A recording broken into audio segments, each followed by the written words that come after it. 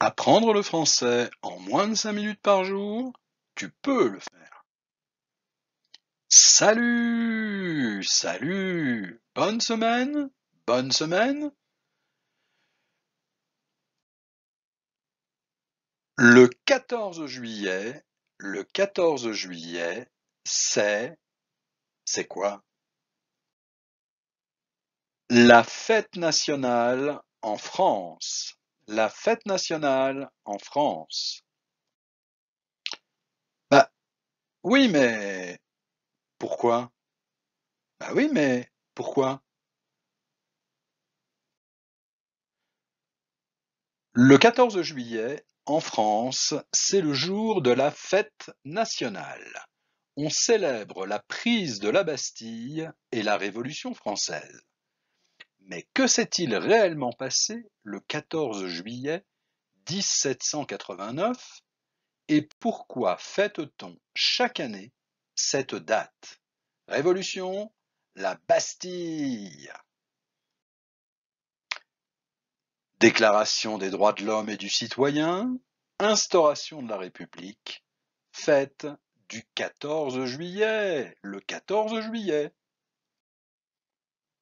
Célébrer le 14 juillet 1789, c'est avant tout fêter la liberté retrouvée. La liberté retrouvée. À cette époque, la France est un royaume avec un souverain à sa tête, Louis XVI. Elle vit une période de troubles intenses. Le peuple est mécontent et a faim. Il désire payer moins d'impôts et souhaite l'égalité de tous, car seuls le clergé et la noblesse sont avantagés par l'organisation de la société. Trop faim, j'en peux plus. Le 14 juillet 1789, des émeutiers pillent l'arsenal de l'Hôtel des Invalides, où ils trouvent des armes et des canons. Ils se rendent ensuite aux portes de la prison royale de la Bastille, symbole de l'autorité du roi. Ils l'attaquent et libèrent les prisonniers. Depuis, c'est ce que l'on nomme la prise de la Bastille. La prise de la Bastille. Le 26 août, l'Assemblée constituante adopte la Déclaration des droits de l'homme et du citoyen.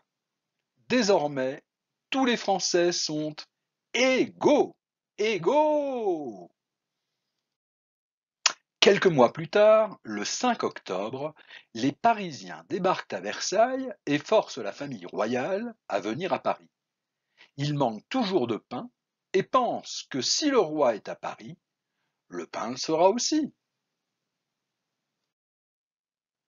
Le 20 juin 1791, le roi s'enfuit durant la nuit avec sa famille car il ne supporte plus la révolte.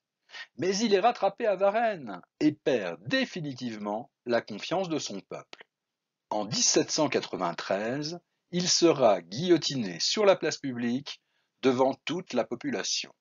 Censuré. Censuré. Depuis, le 14 juillet est pour tous les Français le symbole de la liberté retrouvée, de la démocratie et de la volonté de ne laisser gagner aucune forme d'oppression. C'est la fête. C'est la fête.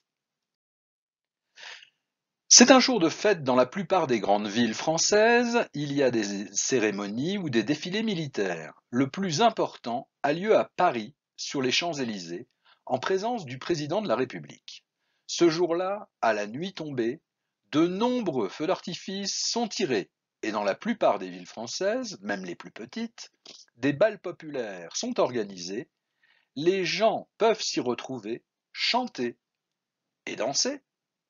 C'est la teuf! La Déclaration des droits de l'homme et du citoyen de 1789 est un texte fondamental de la Révolution française qui énonce un ensemble de droits naturels, individuels et communs, ainsi que les conditions de leur mise en œuvre. Ces derniers articles sont adoptés le 26 août 1789. la Déclaration des droits de l'homme et du citoyen. Par son ampleur, la Révolution française a des répercussions dans le monde entier. Ses textes fondateurs ont d'ailleurs une vocation universelle.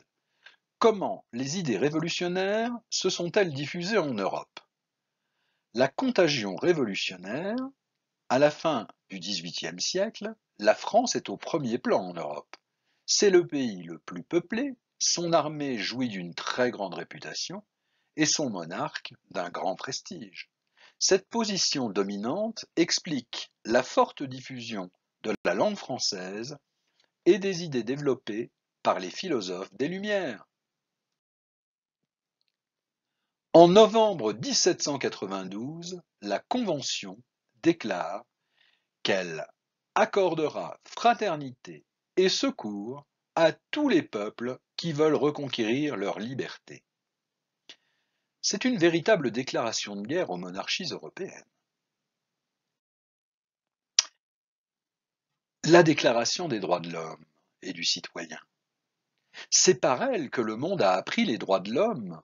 Rédigée en français, langue universellement répandue au XVIIIe siècle, la Déclaration des droits de l'homme et du citoyen déchaîna une tempête humanitaire et généreuse, souleva l'Europe, puis l'Amérique latine, et fit le tour du globe.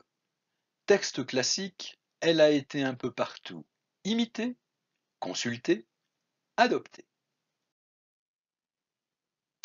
Bals, fêtes, danses, feux d'artifice, pétards, défilés militaires. Fin, point final, point final.